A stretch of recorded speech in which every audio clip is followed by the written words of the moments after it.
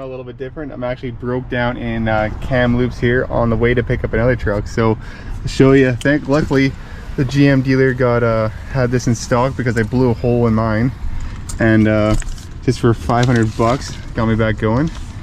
And I had to go to Canadian Tire here to pick up some tools, but I don't know if you can see it. You won't be able to see on the video, but this thing was making, I was coming up the hill just about to go into the Coca-Cola, and just started making a hell of a noise. And there's a hole, if you look kind of down here in the turbo downpipe here, and just pretty much lost all power and just was like, sounded like I had my freaking AC on full blast. So luckily I stopped at the GM dealer not too far from here, and they had it. So I'll start it up and I'll show you what it sounds like. But I gotta make it to Vancouver by 5 p.m. and it's currently, well, it's only 11 because I left at about 3 a.m. this morning, and just trying to pick this truck up I bought, which I was gonna start filming when I got there, but anyway, slight delay, so I'll show you.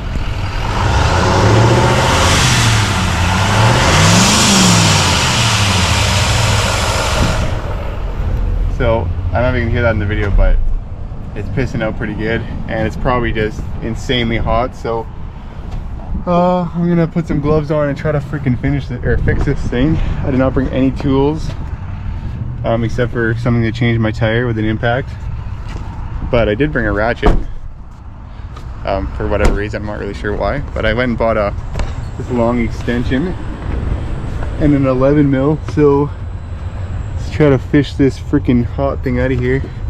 So there's one bolt down there and one bolt right up here, and I think I can be able to slide this thing out. So I'll have a go at it and see what happens. Alright, so it actually slid out of here pretty easy. So as you can see, here's the tear. So I'd imagine it just got kind of nicked when it kind of crashed. Like, I didn't get hit too much on this side, but everything obviously was shifted over, so probably got nicked with something.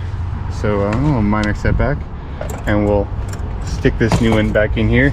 Just need to fish it in, and should be back on the road again. Alright, and just like that, we got her changed out and tightened back up. So we'll close this hood, throw this in the box.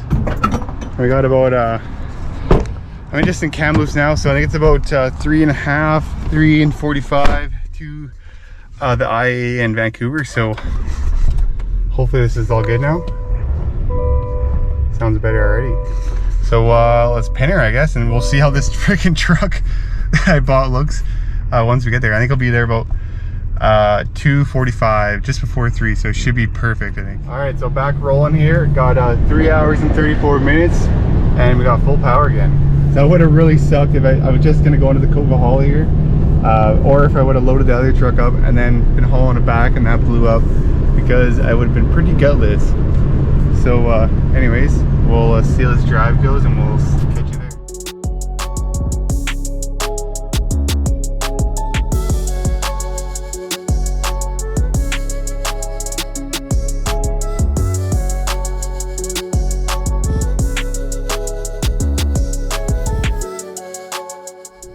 Alright, after 1,117 kilometers, we are finally here, and look how crappy this little building is. Like, I thought they would have had something a little bit better at the Vancouver Impact Auto, but anyways, I'm gonna go in, we'll get the paperwork, and I guess we'll go see what we bought and load this sucker up. Alright, so I just went in there and they gave me the paperwork, and I guess he's gonna bring it out in the loader to the parking lot and set it on my trailer. But this is what we're picking up.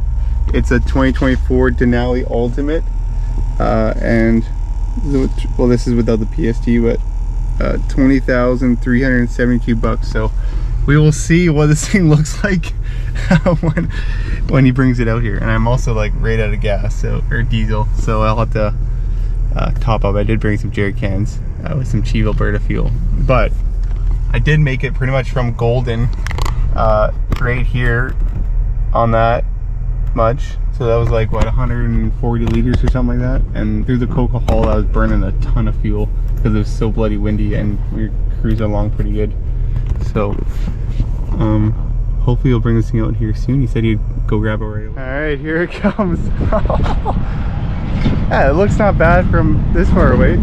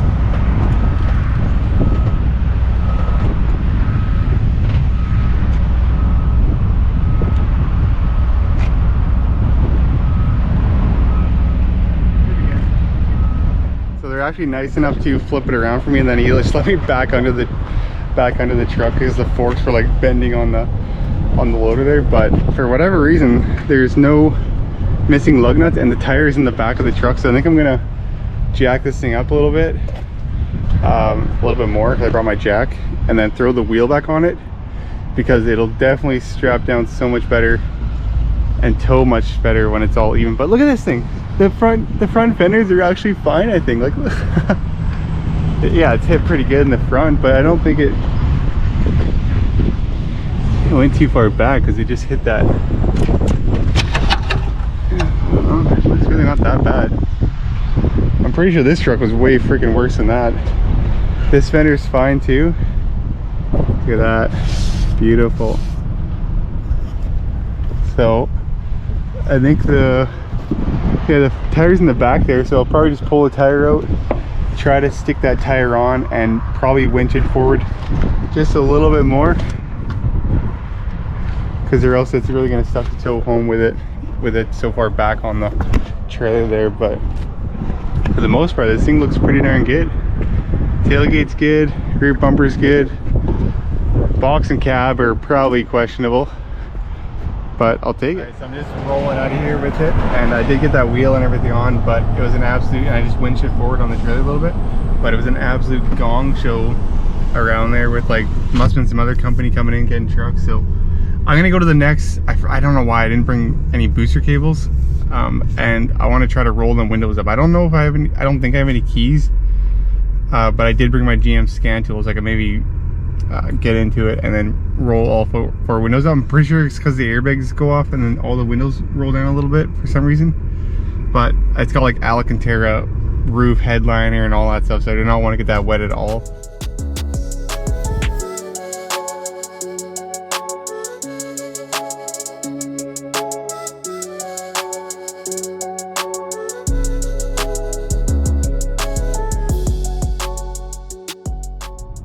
So I'm back on the Coca-Cola here, and I did try to get the windows up in that truck. I actually swapped the battery out of this truck and put it into that truck, but I don't have the keys for the other truck, so I couldn't get it to power up to be able to put the windows up. So hopefully I don't get any rain, because if you can see just kind of where they had it's pretty much kind of like they put that tape or plastic over it, which is holding up all right actually, especially on this side where I didn't open the door. On the other side, I don't know if you can see on the past side, but anyways, it's holding up pretty darn good. So hopefully, so far I haven't got any rain, and I'm about an hour away from Kamloops, I think, and it's looking pretty good so far. But this truck is just pulling like an absolute beast. So we've been pulling just like straight hills at about 120, 130. And I'm running that AMS oil on the transmission fluid here, and I'm getting, let's see how temperature on it. I don't even want to know what I'm getting for mileage, but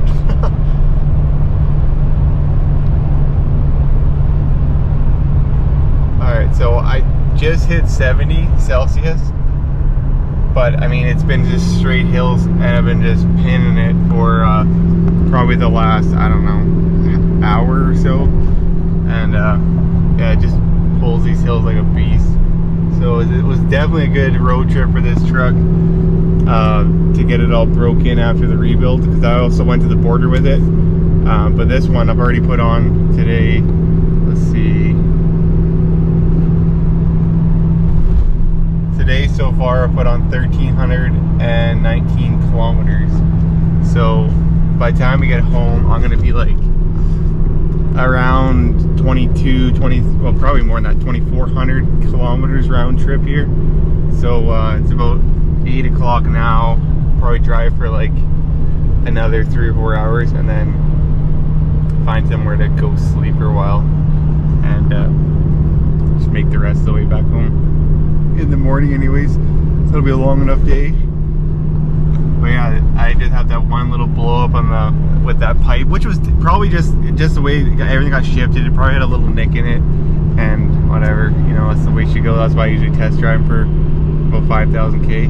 I do have the fuel rail pressure sensor. That's what that engine light's on for, which it actually just has like a little crack in the pressure sensor. It only comes on if you clear it. It'll come on only after you drive for a long time, and then you shut it off and turn it back on again. It'll pop back up. So I'll change that out when I get it home here, and that should fix my problem. Which is, I think it just got tapped, just because it got hit on that front corner there. So anyways, everything else seems pretty good, damn good on this. It says I'm getting 30 liters per 100k average after pulling all these hills, but yeah, we're cooking along here pretty good.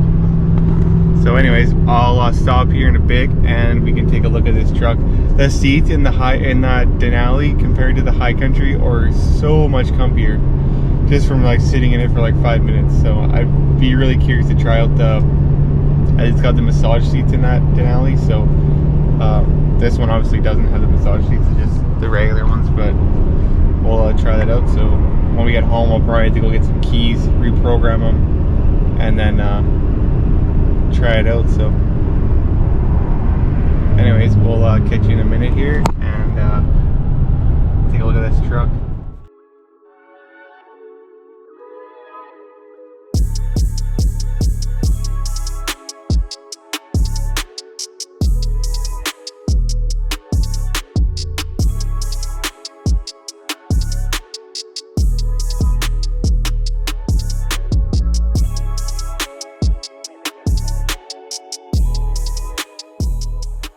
Alright, so I did drive all the way to Salmon Arm last night, and then just woke up early this morning and drove there pretty much the rest of the way. So I have just about 2 hours left to get home here.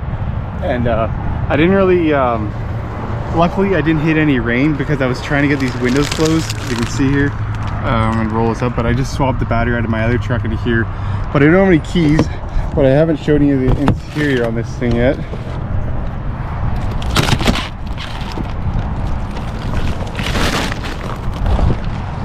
This thing is so nice, and this one's got the massage seats, so I think you click that button or something to turn them on. But check this out. So obviously the guy who crashes was not wearing a seatbelt, because look how tight this is, and he obviously just like ate the freaking steering wheel, because it's like the steering wheel's bent and everything.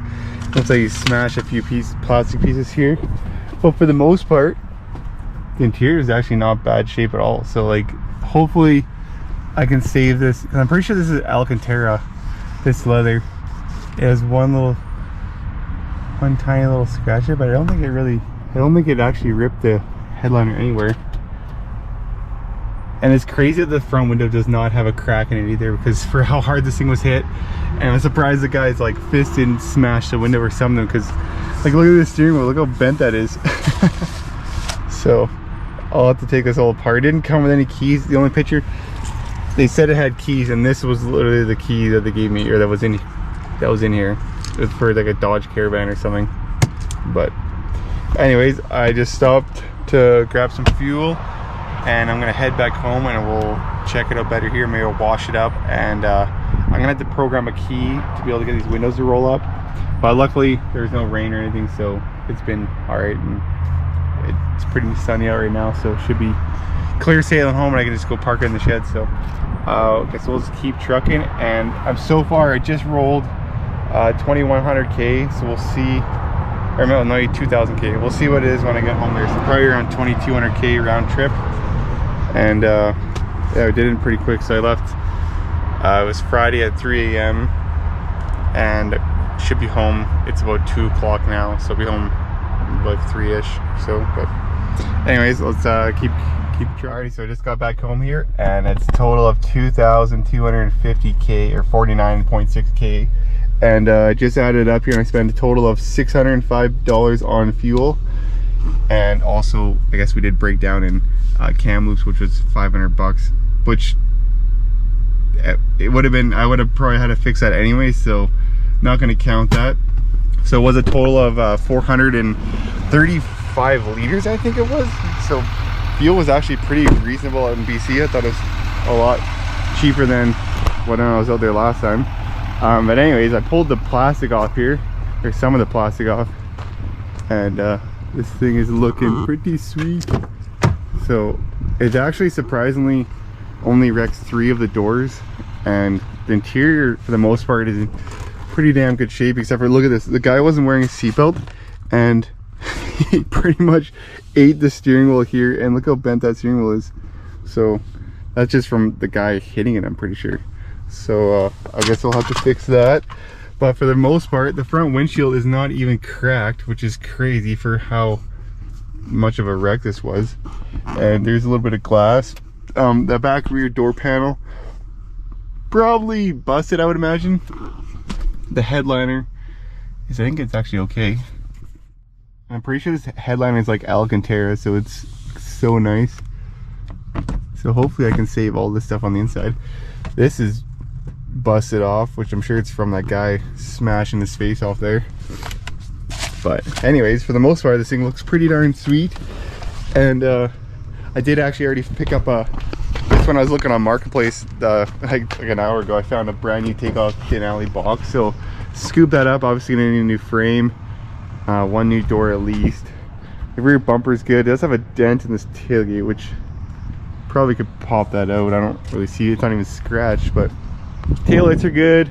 All four wheels are somehow good, because remember when I loaded it up, when it came out, there was no front wheel on here, which I don't know why, but anyways, I just bolted it on when we were there, and both front fenders are good.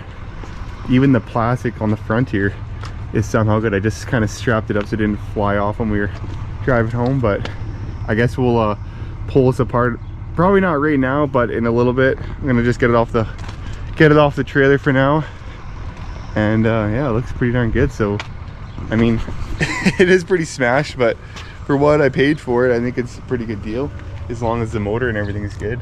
But it doesn't look too pushed back if you look on the bottom here. But I did notice when I was climbing underneath it, look at this, the rear transfer case, it obviously, when the axle got pushed back, it popped that shaft out. It kind of messed up the rear housing on the transfer case. So I mean, that's not a huge deal.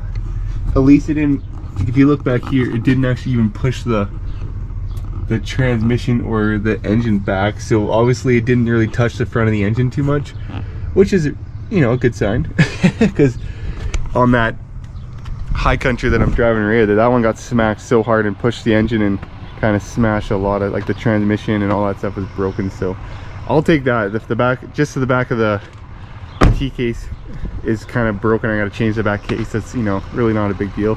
The cab, I'm pretty sure it's going to be no good, so I did find a new cab. I think it's kind of crunched up here pretty good. Like, if you look at this, well, that looks really weird, yeah. But I think I'm just going to put a new cab on it. This door does have a little ding right here, but I think the door itself will be fine, because that should just straighten back out and be okay. But yeah, the cab, I'm pretty sure is no good, because it kind of crunched that whole pillar in. I think it'd be for the best just to change this whole cab shell, which I did already find one. So I found a box and a cab shell. I'll just have to order a frame, I guess, and then this thing will be pretty easy to fix anyways, as long as all that motor stuff's good. But I'm just gonna pull it back, this thing back onto the hoist here, and we can scoop it off and take a better look at underneath the truck once we get it off the hoist. All right, so I got this thing stuck back in the shop here. I didn't take a video of it on the hoist, but everything underneath looks pretty good except for on that transfer case in the back housing there. So I'm not too worried about that. And then on the motor here, I don't know if you can see, I didn't show this before, but the fan, it's really hardly even touching the fan on the motor here. So everything on the front of the engine should be fine. And for when I was looking up at the back of the engine and tray on the back, nothing was pushed back or anything, so should be all good. The shop kitty's checking it out, but I'm not gonna take this apart quite yet. I just want to get a few other projects finished up here, but I did get a few keys for it, and I'm just gonna try to program them here, so I should be able to get it all lit up. And I was able to power it up and roll the windows back up once I was messing around with it, but I couldn't get for whatever reasons, the keys to program, and I'll have to fiddle with it a little bit later. But this interior is pretty nice, and I'm pretty excited to get this one finished up. So I do have a new cab for it, and a new box already, and obviously a new frame, and probably want to do different wheels and stuff. But anyways, we have a video on that. I'm going to tear this thing down in a bit here. I just got to get a few other projects finished up, and we'll get this one rebuilt, probably powder coat the frame or something like that. So anyways, thanks for watching and tune in for the next one. Peace.